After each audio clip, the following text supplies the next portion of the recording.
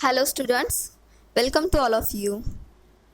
I am Miss Seema Landge and today's lecture we are going to study uh, classical conditioning theory. Okay. आपण learning ह्या पॉईंटमध्ये लर्निंगच्या theory बघतो. लर्निंगच्या थिअरीमध्ये तुम्हाला 4 लर्निंगच्या theory there are 4 learning theories involve केल्या. त्यामध्ये फर्स्ट असेल क्लासिकल कंडिशनिंग थिअरी, सेकंड असेल कॉग्निटिव्ह थिअरी, थर्ड असेल operational learning theory and fourth असेल सोशल लर्निंग थिअरी. ओके, पहिली असेल क्लासिकल, दुसरी ऑपरेशनल, थर्ड असेल कॉग्नेटिव्ह अँड फोर्थ असेल सोशल लर्निंग थिअरी. यामध्ये आपण सोशल लर्निंग थिअरी पाहिली आहे, कॉग्नेटिव्ह लर्निंग थिअरी पाहिली आहे, ऑपरेंट कंडिशनिंग थिअरी पाहिली आहे आणि आजच्या लेक्चरला आपल्याला काय बघायचं आहे, classical conditioning theory. Okay,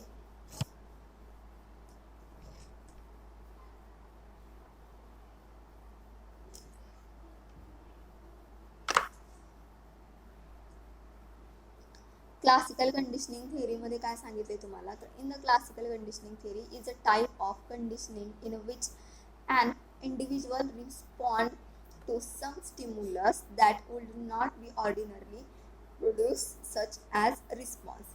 okay, पहिलं तर लक्षात घ्या की लर्निंग हा पॉइंट आपण बघत आहोत. लर्निंग मध्ये काहीतरी लर्न करणं याबद्दल तुम्हाला सांगितलंय आणि दॅट पुढे काय तुम्हाला सांगितलंय तर लर्निंगच्या थिअरीमध्ये तुम्हाला 4 थिअरी सांगितल्यात. आता ज्या 4 थिअरी आहेत लर्निंगच्या त्या 4ही थिअरी तुम्ही स्टडी केला असेल, 3 थिअरींचा. 4ही थिअरी या 4 पद्धतीच्या आहेत, 4 वेगवेगळ्या टाईपच्या आहेत. ओके, या थिअरीमध्ये सिमिलॅरिटी तुम्हाला कुठेच दिसून येणार नाही.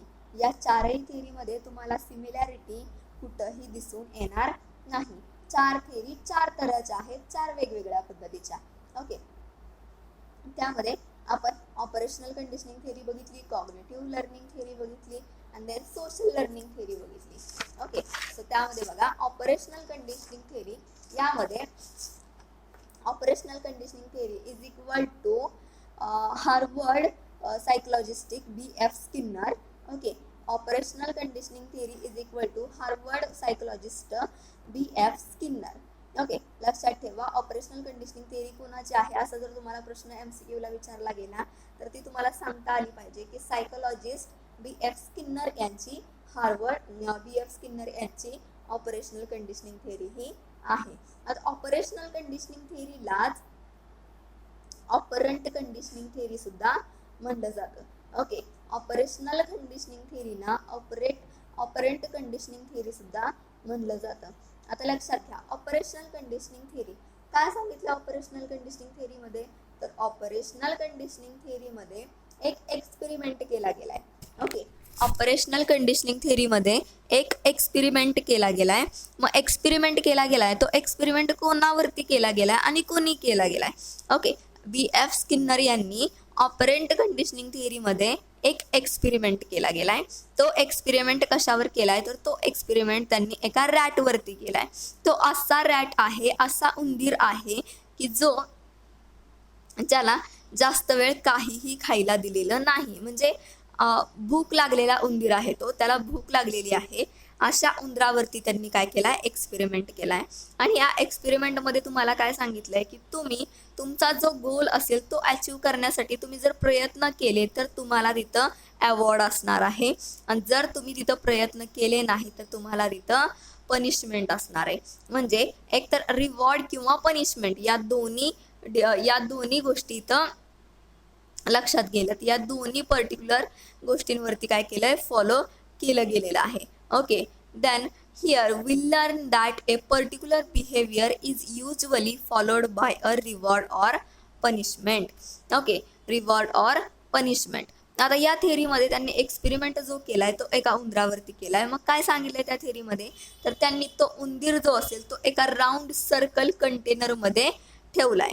ओके, असा उभा कंटेनर आहे आणि त्या कंटेनरमध्ये त्यांनी उंदीर टाकलाय आणि त्या राऊंड कंटेनरच्या बाहेरून त्याला काय केलंय, उंदराचं जे फूड असेल ते फूड त्यांनी सगळ्या बाजूनी लावलेला आहे. आता साहजिक आहे की उंदराला त्या भूक लागलेली आहे, मग तो त्याचं जे फूड असणार आहे ते शोधणार आहे. मग स्टार्टिंगला उंदीर काय करतो, त्या गोल कंटेनर मध्येच गोल राऊंड फेरा मारतो की जेणेकरून कुठून आपल्याला बाहेर जाता येईल का ते फूड घेण्यासाठी. ओके, त्यानंतर उंदीर काय करतो की आपलं लिव्हर प्रेस करून उडी मारण्याचा प्रयत्न करतो बाहेर, की जेणेकरून आपल्याला ते फूड मिळेल. ओके, सो काय सांगितलं यामध्ये की जास्तीत जास्त ज्या वेळेला प्रयत्न केले जातात त्यावेळेला नक्कीच आपण इथं आपलं सक्सेस अचीव करू शकतो, आपला गोल जो असेल तो अचीव करू शकतो.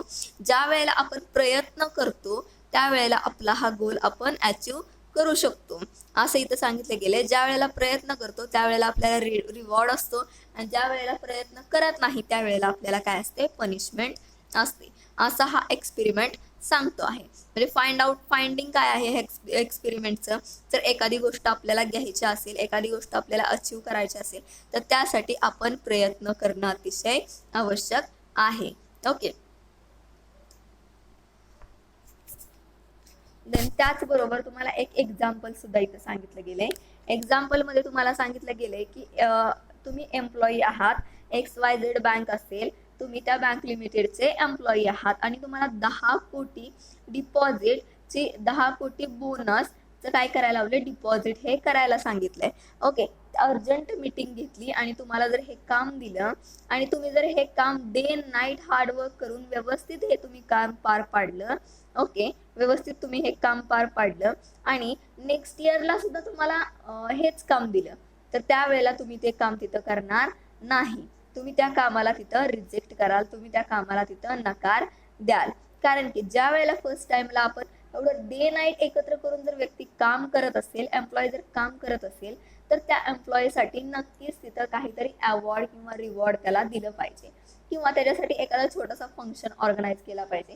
कारण जर एवढं महत्वाची रिस्पॉन्सिबिलिटी त्या एम्प्लॉयच्या अंगावरती टाकल्यानंतर जर डे नाईट एकत्र करून जर ती व्यक्ती तिथं काम करत असेल तर नक्कीच त्या व्यक्तीला त्याच्या कामाचा मोबदला हा मिळाला पाहिजे. मग मोबदला हा तुम्ही रोख कॅशच्या स्वरूपामध्ये देऊ शकता, किंवा एखाद्या सर्टिफिकेटच्या स्वरूपामध्ये, किंवा चार चौघांमध्ये म्हणजेच त्या बँकेच्या एम्प्लॉईमध्ये त्याचा सत्कार करणं, त्याला अवॉर्ड देणं, रिवॉर्ड देणं, किंवा त्याच्यासाठी एखादं फंक्शन ऑर्गनाईज करणं, त्याच्यासाठी एखादा प्रोग्राम ऑर्गनाईज करणं, एखादी छोटीशी पार्टी ऑर्गनाईज करणं, याद्वारे काय करू शकता, तुम्ही त्या एम्प्लॉईला आणखीन मोटिवेट करू शकता.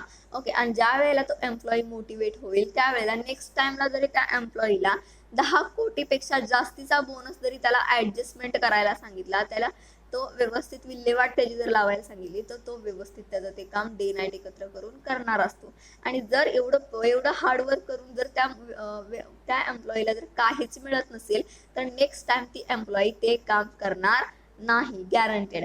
सो लक्षात घ्या काय सांगितलंय, फाइंड आउट काय आहे ऑपरेशनल लर्निंग कंडिशनिंग थेअरीचं. त्यांचं फाइंडिंग हे आहे की जर तुम्हाला एखादी गोष्ट करायची असेल तर त्यासाठी तुम्ही स्वतःहून प्रयत्न करणं अतिशय आवश्यक आहे. जर एखाद्या गोष्टीतून तुम्हाला काही लर्न करायचं असेल तर त्यासाठी तुमचे स्वतःचे प्रयत्न तिथं दिसणं अतिशय आवश्यक आहे, गरजेचं आहे.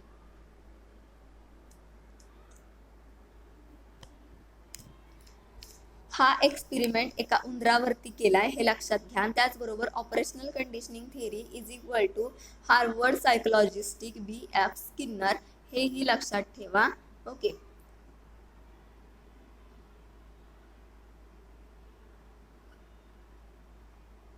सो 4 थिअरी आहेत. चारही वेगवेगळ्या पद्धतीच्या आहेत. आपण आता पाहिली ऑपरेशनल कंडिशनिंग थिअरी, कशावरती एक्सपेरिमेंट केलाय, एका उंदरावरती एक्सपेरिमेंट केलाय, आणि त्याच्यातून फाइंडिंग काय सांगितलंय तर जे तुम्हाला काही करायचंय अचीव त्यासाठी तुम्ही स्वतः प्रयत्न करणं गरजेचं आहे. जर त्या राऊंड कंटेनर मधून जर एक जंप करून किंवा लिव्हर प्रेस करून जंप करून जर रॅट बाहेर येतोय तर तो नक्कीच त्याचं फूड काय करणार आहे, मिळवणार आहे, प्राप्त करणार आहे. ओके, जर त्यांनी प्रयत्नच केले नाही, तो जर आतमध्ये रॅन्डमली राऊंड करत राहिला, रन करत राहिला, तर तो काय बाहेर येऊन तो त्याचं फूड घेऊ शकणार नाही आणि तिथं तो काय होणार आहे, सक्सेस होणार नाही. तर साहजिकच त्याला तिथं पनिशमेंट असणार आहे. सो काही जर तुम्हाला अचीव करायचं असेल तर त्यासाठी तुम्ही स्वतः प्रयत्न करणं गरजेचं आहे. एवढंच इथं तुम्हाला फाइंडिंग्स निघते.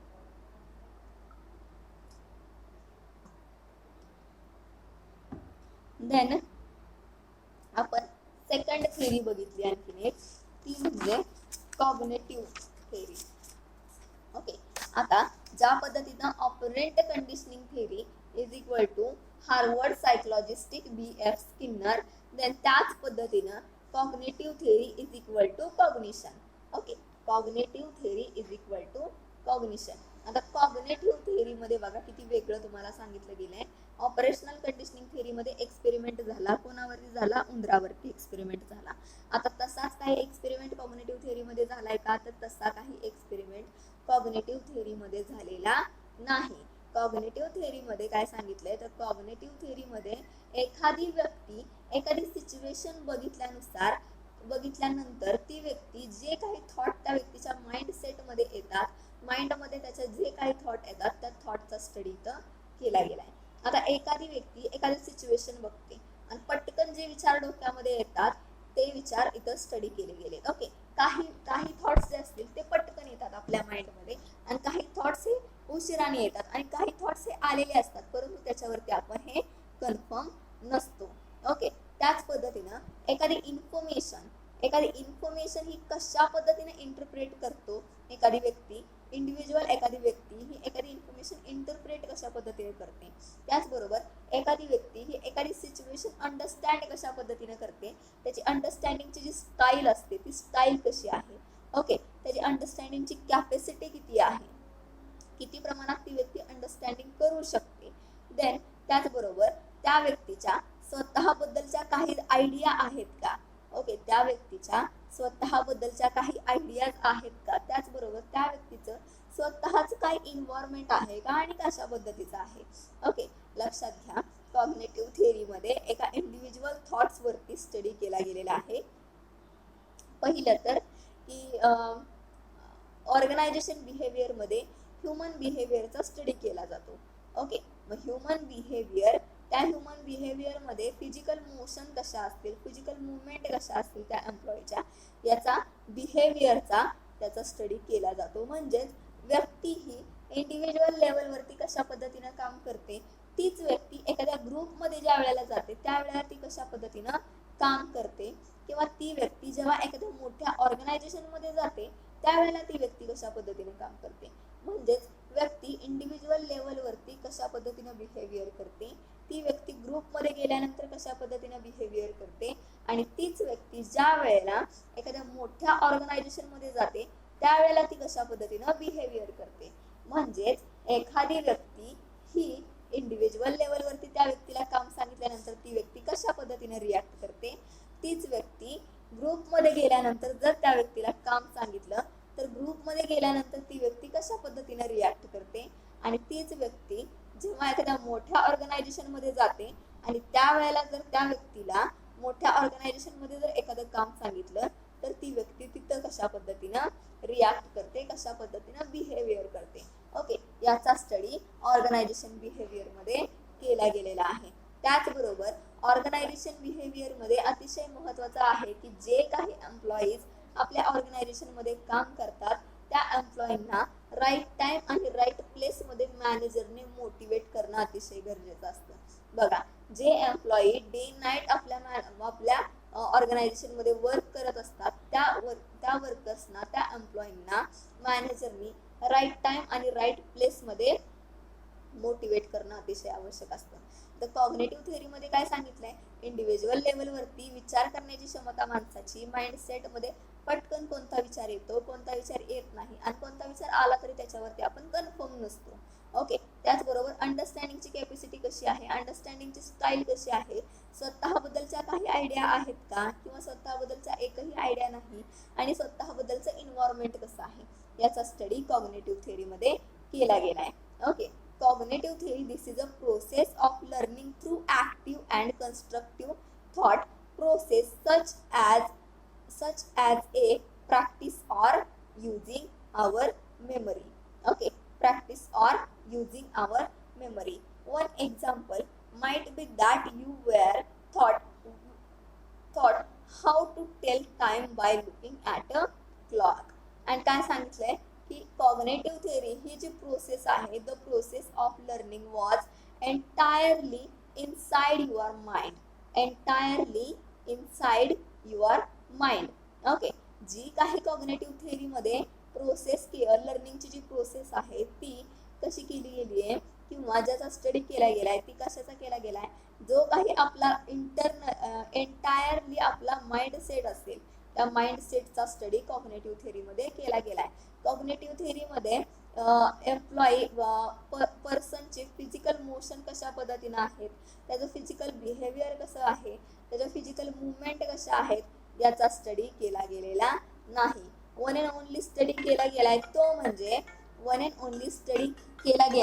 म्हणजे कशाचा स्टडी केला गेलाय याच्यामध्ये वन अँड ओनली स्टडी केला गेलाय तो म्हणजे एंटायरली माइंडसेट कसा आहे, एंटायरली माइंडसेट हा इंडिव्हिज्युअल व्यक्तीचा कसा आहे याचा स्टडी इथं केला गेलेला आहे. Okay. Then it was all cognitive meaning and internal thought process. Okay. समजतंय कॉग्नेटिव्ह थिअरी मध्ये कशाचा स्टडी केला गेलाय.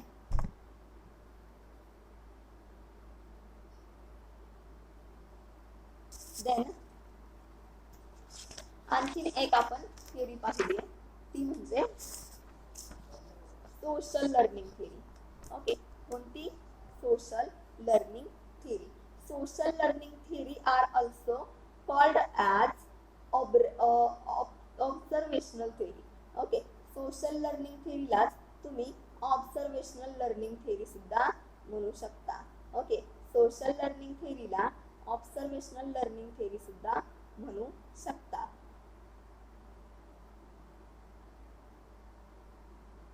यामध्ये व्यक्तींचं इंडिव्हिज्युअली ऑब्झर्वेशन केले गेलंय. व्यक्ती या ऑब्झर्वेशन कशा पद्धतीने करतात, त्याचबरोबर एखादी व्यक्ती इंडिव्हिज्युअली काम कशा पद्धतीने करते त्याचं ऑब्झर्वेशन इथं केलं गेलेलं आहे. Okay. Stresses the ability of an individuals to learn by observing what happen to other people and just by being told about something. Okay. एखादी व्यक्ती ही इंडिव्हिज्युअल वरती काय लर्न करते आणि कशा पद्धतीने ऑब्झर्वेशन करते आणि काय घडतं किंवा काय सांगितलं जातं एखाद्या गोष्टीवरती याचा स्टडी सोशल लर्निंग थिअरीमध्ये केला गेलेला आहे. सोशल लर्निंग थिअरी 4 प्रोसेसमध्ये तुम्हाला 4 पॉइंटमध्ये तुम्हाला काय केली गेली आहे, एक्सप्लेन केली गेली आहे. ओके. त्यामध्ये फर्स्ट आहे अटेन्शन प्रोसेस, सेकंड आहे रिटेन्शन प्रोसेस, थर्ड आहे मोटर रिप्रोडक्टिव्ह प्रोसेस, फोर्थ आहे रिइन्फोर्समेंट प्रोसेस. फर्स्ट आहे अटेन्शन प्रोसेस, सेकंड आहे रिटेन्शन प्रोसेस, थर्ड आहे मोटर रिप्रोडक्टिव्ह प्रोसेस आणि फोर्थ आहे रिइन्फोर्समेंट प्रोसेस. सो या पद्धतीनं सोशल लर्निंग थिअरी तुम्हाला इथं एक्सप्लेन केली गेली आहे. ओके. सो आपण काय बघितलं, सोशल लर्निंग थिअरी पाहिली आपण, कॉग्नेटिव्ह थिअरी आपण पाहिली आहे, त्यानंतर ऑपरेशनल कंडिशनिंग थिअरी आपण पाहिली आहे. And today's lecture we are going to study classical conditioning theory, CCT in short मध्ये तुम्ही त्याला म्हणू शकता. त्याचबरोबर क्लासिकल कंडिशनिंग थिअरीलाच तुम्ही स्टिम्युलस थिअरी सुद्धा म्हणू शकता. बघा, क्लासिकल कंडिशनिंग थिअरीला तुम्ही स्टिम्युलस लर्निंग थिअरी सुद्धा म्हणू शकता. समजते? क्लासिकल कंडिशनिंग थिअरीला तुम्ही स्टिम्युलस लर्निंग थिअरी सुद्धा म्हणू शकता. आता क्लासिकल कंडिशनिंग थिअरी कुणाची आहे तर लक्षात घ्या, क्लासिकल कंडिशनिंग थिअरी ही Ivan Pavlov, Russian psychologist Ivan Pavlov यांची क्लासिकल कंडिशनिंग थिअरी आहे. क्लासिकल कंडिशनिंग थिअरी ही इव्हन पावलोव यांची आहे.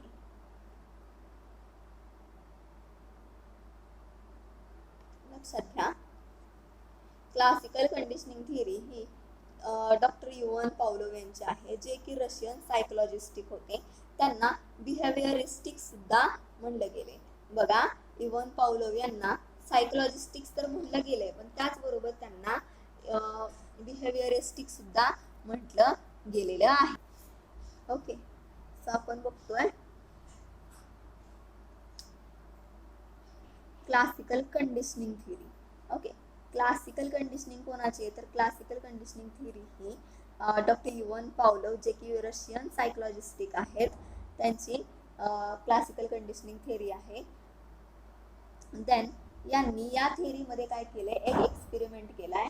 जो एक्सपेरिमेंट केलाय तो कशा पद्धतीचा एक्सपेरिमेंट केलाय, क्लासिकल कंडिशनिंग थेअरीमध्ये कोणावरती केलाय, हा आपण आज इथं स्टडी करणार आहोत. लक्षात घ्या, क्लासिकल कंडिशनिंग थेअरीमध्ये रशियन सायकोलॉजिस्टिक इव्हान पावलोव यांनी एक्सपेरिमेंट केलाय, तो म्हणजे एका कुत्र्यावरती केलाय. ओके, तो एक्सपेरिमेंट केलाय जो त्यांनी, तो एका कुत्र्यावरती केलेला आहे.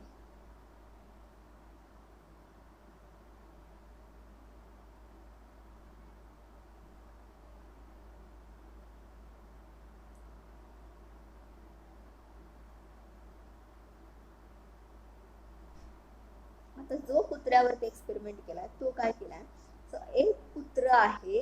ओके, एक डॉग आहे ज्याला की भूक लागलेली आहे, असा डॉग आहे. ओके, भूक लागलेली आहे असा डॉग एक आहे, आणि त्याला एका रूम मध्ये, एका ब्लँक रूम मध्ये, एका मोकळ्या रूम मध्ये काय केलंय, बांधून ठेवलंय. लक्षात घ्या, त्या डॉगला काय केलंय, एका मोकळ्या रूम मध्ये बांधून ठेवले. आणि ज्या वेळेला एकतर तो डॉग भुकेलेला आहे, त्याला बांधून ठेवले, आणि त्याच्या समोर ज्या वेळेला त्याचं फूड नेलं जातं, त्यावेळेला त्या डॉगला काय होतं, सलायव्हेशन सुरू होतं. ओके, त्या डॉगला सलायव्हेशन सुरू होतं आणि डॉग हा सलायवेट करतो. ओके, कारण फूड त्याच्या समोर आहे. त्याच्यानंतर डॉगला बांधून ठेवले आणि डॉग कडे जाताना फक्त बेल वाजवली, तर डॉग हा सलायवेट करतो. फक्त बेल वाजली तरी डॉग हा सलायवेट करतो. यामध्ये तुम्हाला काय सांगितलंय बघा, classical conditioning is a type of conditioning in which an individual respond to some stimulus that would not ordinarily produce such as a response. Then it is the process of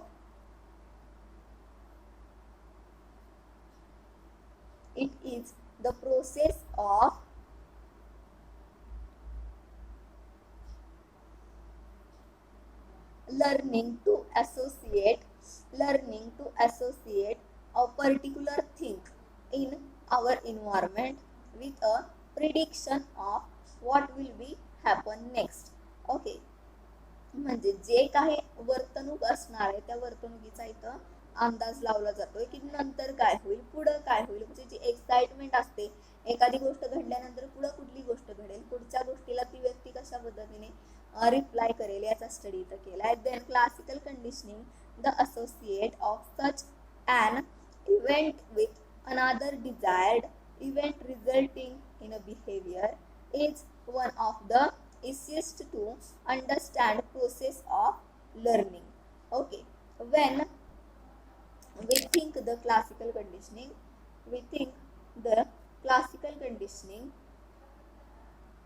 the first name that come to our mind is Evan Pavlov, the Russian scientist. बघा, classical conditioning थिअरीचा ज्या वेळेला विचार केला जातो त्यावेळेला सगळ्यात अगोदर पहिलं नाव हे सगळ्या रिसर्चरच्या मनात येतं, ते म्हणजे इव्हान पावलोव. लक्षात घ्या, ज्या वेळेला रिसर्चर हे क्लासिकल कंडिशनिंग थिअरीचं नाव काढतात त्यावेळेला त्यांच्या मनामध्ये सगळ्यात अगोदर आणि पहिलं नाव येतं ते म्हणजे डॉक्टर इव्हान पावलोव, जे की रशियन सायंटिस्ट आहेत, रशियन सायकोलॉजिस्टिक आहेत, त्यांना बिहेवियरिस्टिक सुद्धा म्हणलं जातं. In the classical conditioning theory, Evan Pavlov says the normal stimulus for a flow of saliva is the taste of food. Okay, काय झाले, नॉर्मल सिच्युएशन आहे, फूड बघितलं की तोंडाला पाणी येणं. ओके, नॉर्मल सिच्युएशन आहे, फूड बघितलं, फेवरेट डिश एखादी बघितली की तोंडाला पाणी येणं.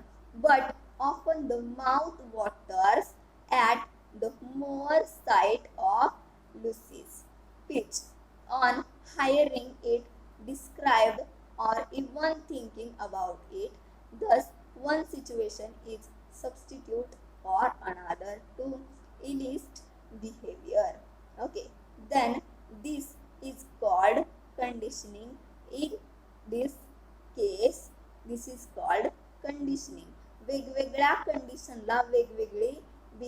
हे दिसून येतं.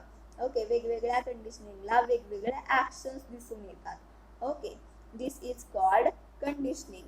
in the case of classical conditioning, in the case of classical conditioning, a simple surgical procedure, a simple surgical procedure allowed, okay, a simple surgical procedure allowed Pavlov to measure accurately. Okay, Pavlov to measures accurately the amount of saliva secreted by a dog. Amount of saliva secreted by a dog. Okay, काय सांगितलंय? In the classical conditioning मध्ये simple आहे. काय केलंय even पावलोनी डॉगच्या समोर food नेल्यानंतर dog किती वेळेला सलायवेट करतो हे काय केलंय इथं मेजर केलं गेले. When Pavlov presented one dog with a piece of meet.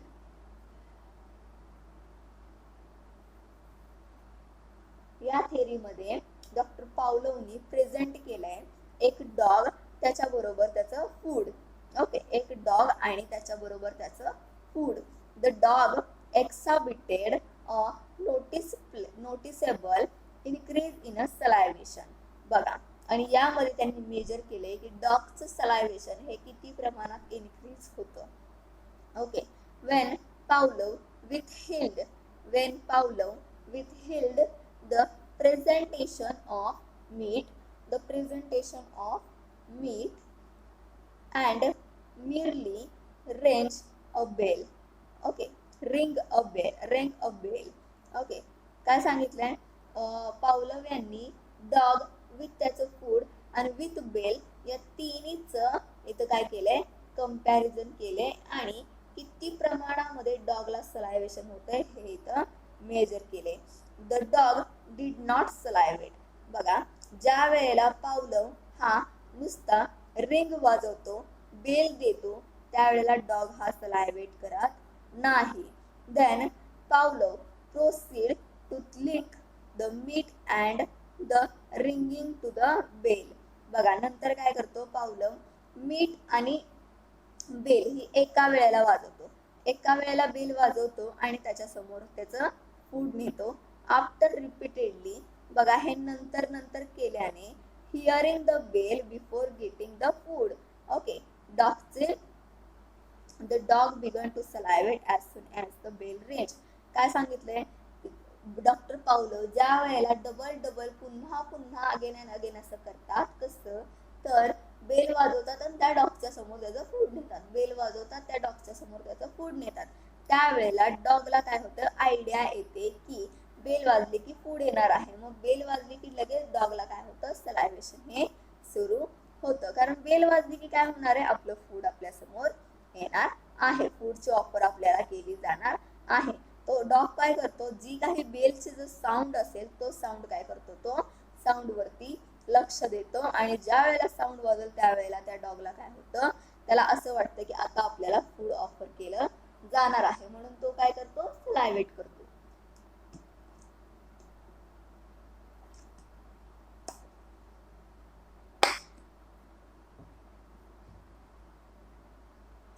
म्हणून डॉग काय करतो तिथं सलायवेट करतो. Okay, then in a classical conditioning learning involves.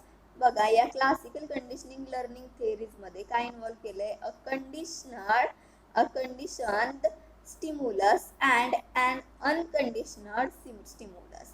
यामध्ये काही स्टिम्युलस असे आहेत की ते कंडिशनल आहेत आणि काही स्टिम्युलस आहेत ते अनकंडिशनल आहेत. Okay, here the meat was unconditional stimulus. इथं मीट कसं आहे अनकंडिशनल स्टिम्युलस आहे. हे तुम्हाला एक्झामला विचारलं जाऊ शकतं एमसीक्यू मध्ये की क्लासिकल कंडिशनिंग थेअरीला in the classical conditioning theory meat was dash dash stimulus. Unconditional stimulus conditional stimulus both are किंवा नन ऑफ दिस. ओके, यामध्ये आन्सर असेल तुमचं unconditional stimulus.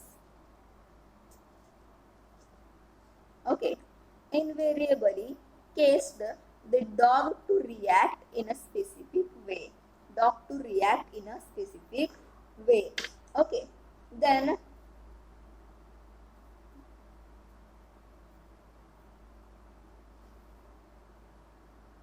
inversibly cases the dog reacts specific way, and the reaction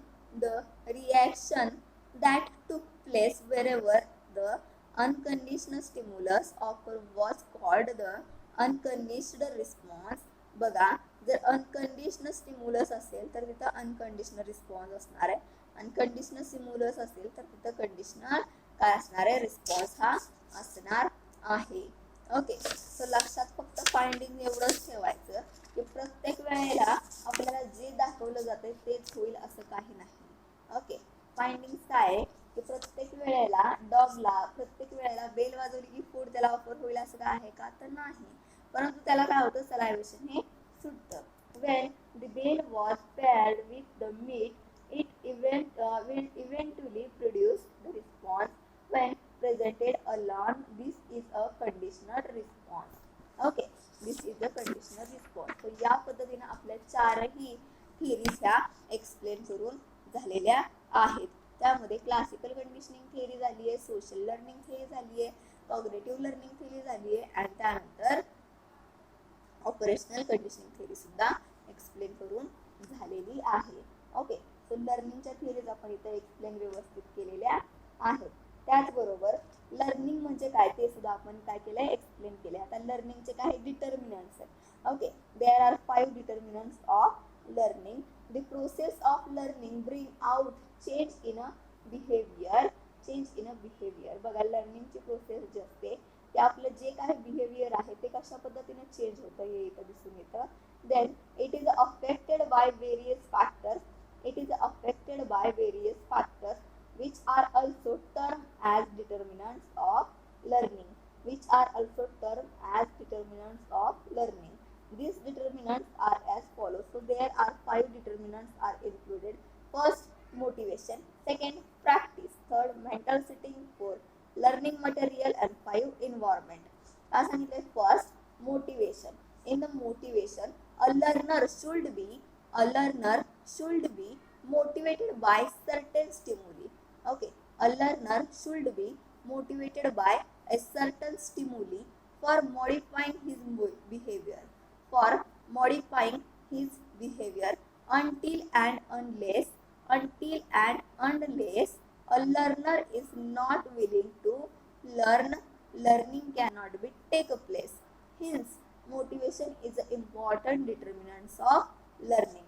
Hence, motivation is a important determinants of learning.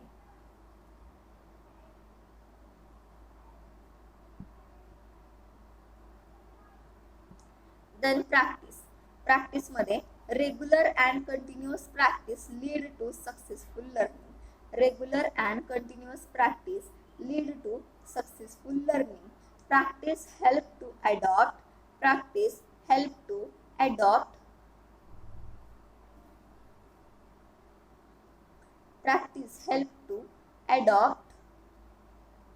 the required contents of learning. In fact, practices constitutes learning. Then third determinants, mental setting. In the mental state of the learner affects the learning process. Okay, mental state of the learner affect the learning process जे असेल त्याच्यावरती mental set जो असेल तो काय करत असतो, affect हा करत असतो. Then in fact practice constitutes learning. Okay, in fact practice constitutes learning. Then positive mental state of an individual activities the learner to acquire new experience, skills and knowledge, and its lead to change in a behavior. बघा mental setting मध्ये काय सांगितलंय तुम्हाला, जो काही positive mental setting असेल individual व्यक्तीचा तो काय होतं की पॉझिटिव्ह मेंटल सेटिंग जर असेल तर व्यक्ती हे पॉझिटिव्ह व्यक्ती काय करत असते, आपल्याकडे आत्मसात करत असते, काहीतरी पॉझिटिव्ह शिकत असते, ते डेव्हलप करत असते.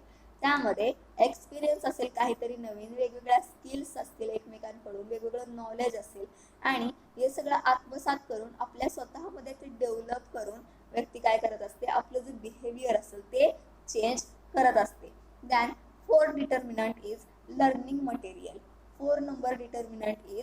learning material. In the learning material, better and easy learning material make better and easy learning material make in the learning material, better and easy learning material make learning process quicker and comfortable. Learning process quicker and comfortable. Okay, technologically advanced means technologically advanced means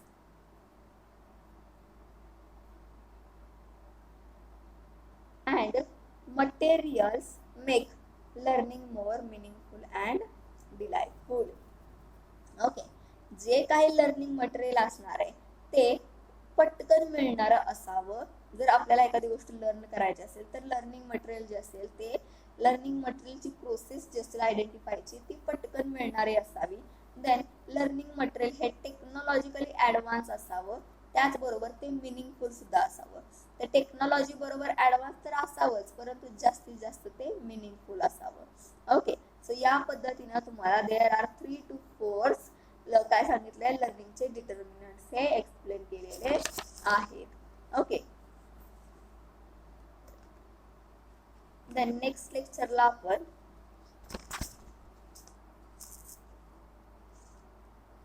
यामधीलच एखादा points बघूयात. Okay, जसं की personality असेल, perception असेल, याच्यावरतीच एखादा content आपण लिहूयात.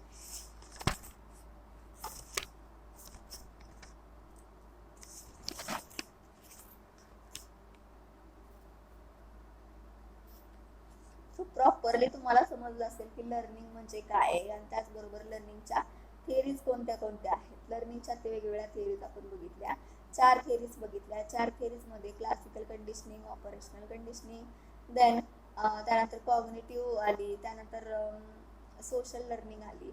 Okay, so या पद्धतीने वेगवेगळ्या कंडिशनिंगच्या थिअरीज आहेत ज्या की आपण बघितल्या, ज्याचा आपण स्टडी केलेला आहे.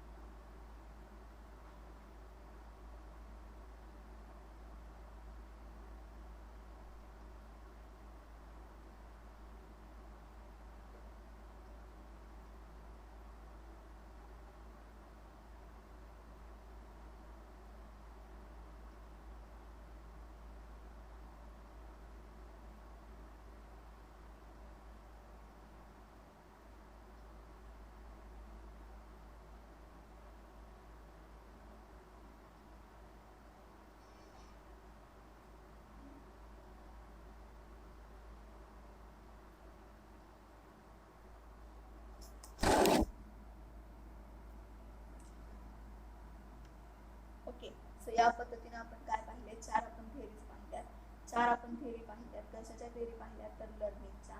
या 4ही थेरी वेगवेगळ्या टाईप्सच्या आहेत. वेगवेगळ्या 4ही थेरीमध्ये फाइंडिंग्स निघते. 4ही थेरीमध्ये वेगवेगळं काही ना काही घेण्यासारखं आहे. ओके, देन त्याचे रिसर्चर जे असतील ते त्याची नावं तुम्ही लक्षात ठेवणं अतिशय गरजेचं आहे. ओके, त्याचबरोबर काही ना काही वेगळं फाइंडिंग्स आपल्याला इथं 4ही थेरीज मधून अभ्यासायला मिळतं आहे आणि मिळालं आहे. ओके, देन त्या 4ही थेरींची PDF आय थिंक मी तुम्हाला सेंड केली. कंपल्सरी लेक्चर ऐकत असताना कमेंट सेक्शन मध्ये नाव तुमचं मेन्शन. Okay, thank you.